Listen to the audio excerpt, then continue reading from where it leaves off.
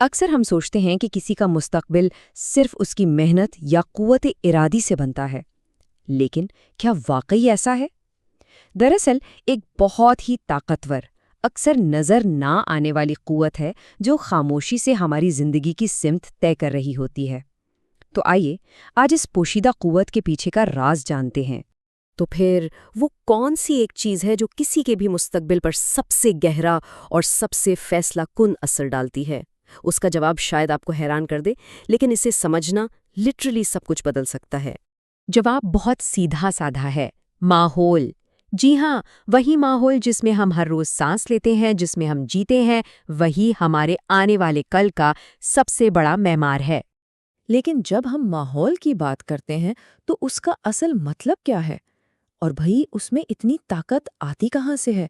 चलें, इसे समझने के लिए बिल्कुल शुरू से शुरू करते हैं। देखिए, माहौल सिर्फ मौसम या आबो हवा का नाम नहीं है। ये असल में 4 बड़ी चीज़ों से मिलकर बनता है। 1, वो लोग जिनके साथ हमारा उठना बैठना है। 2, वो जगह जहाँ हम रहते और काम करते हैं।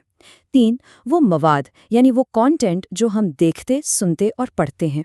और आखिर में चौथी चीज़ है वो आदतें जो पहले 3 सुतूनों की वजह से खुद ब खुद बन जाती हैं। तो सवाल ये है कि ये जो गैर मर्ई असर है, ये काम कैसे करता है? अच्छा, इसकी शुरुआत होती है हमारी जिंदगी के सबसे ताकतवर हिस्से से, यानी वो लोग जिनके दरमियान हम रहते हैं।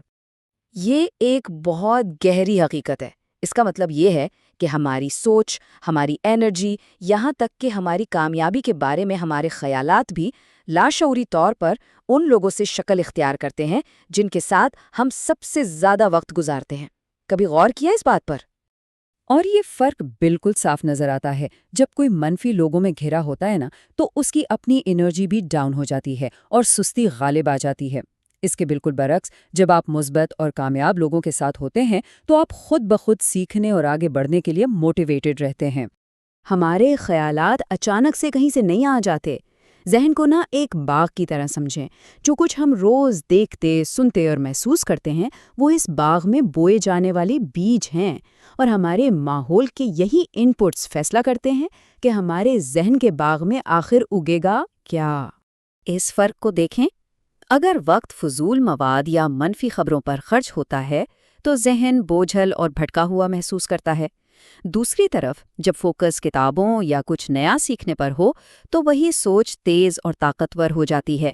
और आज के दौर में एक चीज को बिल्कुल नहीं भूलना चाहिए, हमारा फोन अब सिर्फ एक डिवाइस नहीं रहा, ये खुद एक पूरा का पूरा माहौल बन चुका है। ये दुनिया को देखने की हमारी खिड़की है, जो हमारी सुबह का पहला ख्याल और रात का आखिरी ख्याल दोनों को शक्ल देती है। तो चॉइस हमारे अपने हाथ में है। क्या हम अपने डिजिटल माहौल को वक्त ज़ाया करने वाली मशीन बनाते हैं या अपने मुस्तकबिल की तामीर का एक टूल?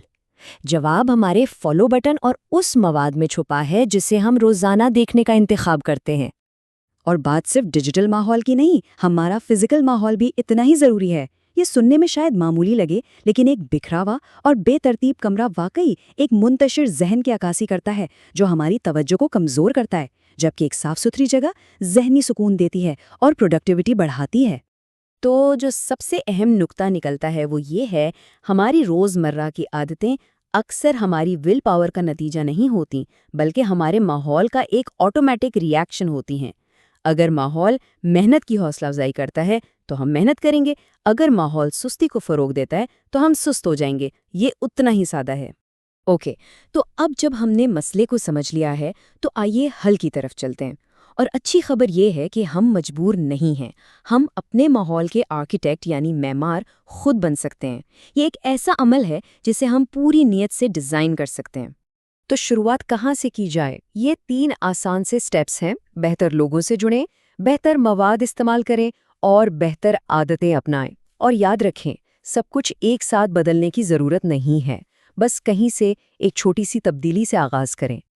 लेकिन कई बार ऐसा होता है कि हम अपने आसपास के लोगों या हालात को फ़ौरन नहीं बदल सकते। तो ऐसी सूरत में क्या करना चाहिए? बेहतरीन हिकमत अमली ये है कि हम अपना एक ज़ाती मुस्बत बबल बना लें।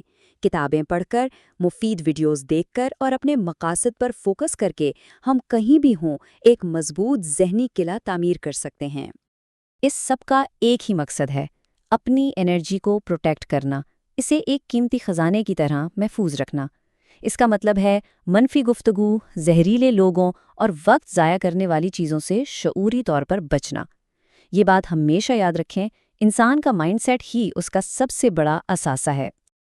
آخر میں آئیے اس ساری گفتگو کو ایک سادہ اور قابل عمل بلو پرنٹ میں سمیٹتے ہیں جسے ہم روزانہ استعمال کر سکتے ہیں۔ اور اس پوری بات کا نچوڑ اس ایک طاقتور فارمولے میں ہے: ایک بہتر ماحول ایک بہتر ذہنیت کو جنم دیتا ہے، اور ایک بہتر ذہنیت ہی ایک روشن مستقبل کی ضمانت ہے۔ یہ کامیابی کی ایک سیدھی سی زنجیر ہے۔ تو اب سوال یہ ہے، آج ابھی وہ کون سی ایک چھوٹی سی تبدیلی ہے جو اپنے ماحول میں لائی جا سکتی ہے؟ چاہے وہ کسی ایک منفی شخص سے دوری ہو، ایک اچھی کتاب کا پہلا صفحہ کھولنا ہو، یا صرف اپنی میز صاف کرنا ہو۔ یاد رکھیں، ہر بڑی تبدیلی چھوٹے قدم سے ہی شروع ہوتی ہے۔ اپنا وہ پہلا قدم آج ہی اٹھائیں۔